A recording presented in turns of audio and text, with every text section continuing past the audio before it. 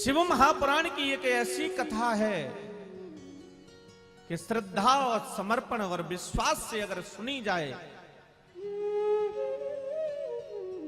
तो मैं गुरुदेव के आशीर्वाद से व्यासपीठ से कहना चाहता हूं कि जो इच्छा आप मन में लेकर के आएंगे वो इच्छा आपकी जरूर पूरी होगी।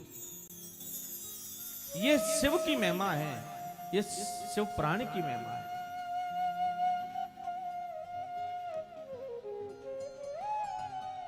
व्यास भगवान कहने लगे कि धर्म के अनुपम महाक्षेत्र में गंगा जी की और कालिंदी का संगम हुआ। उस परम क्षेत्र में ब्रह्मलोक के मार्ग में भूत प्रयाग क्षेत्र में अनेक आत्मा अमलात्मा निवास करते हैं।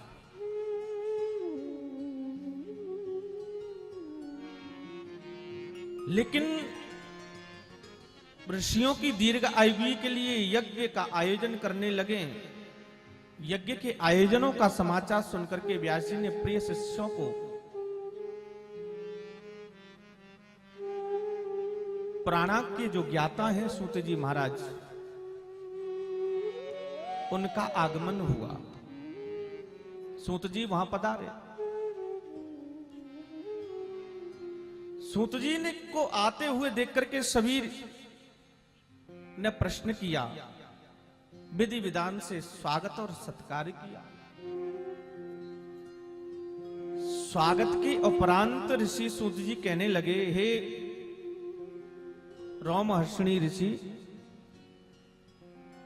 आपने व्यास भगवान से अनेक पुराणों का विद्या अर्थ सहित अध्ययन किया है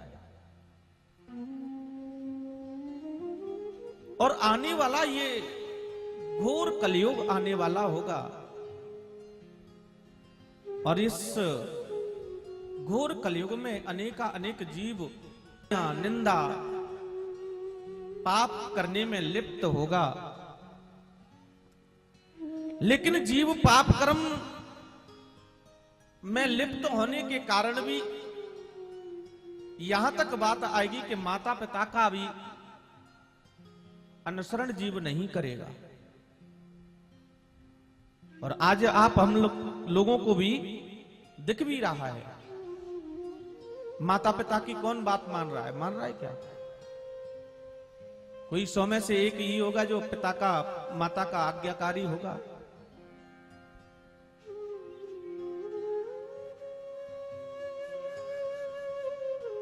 लेकिन कहते हैं कि अनैतिक क्रियाकलापों में तत्पर और महाराज ब्राह्मण लोग भी धन के लोभ में वेदों को बेचने लगेंगे। दया रहित आचार विचार से हीन हो गए होंगे।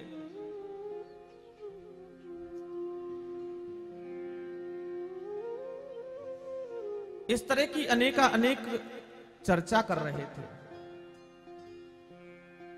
कि विप्र निरक्षर लोलुपकामी निराचार सट ब्रसली स्वामी सब नर काम लोभरत क्रोधी देव विप्र सुत संत विरोधी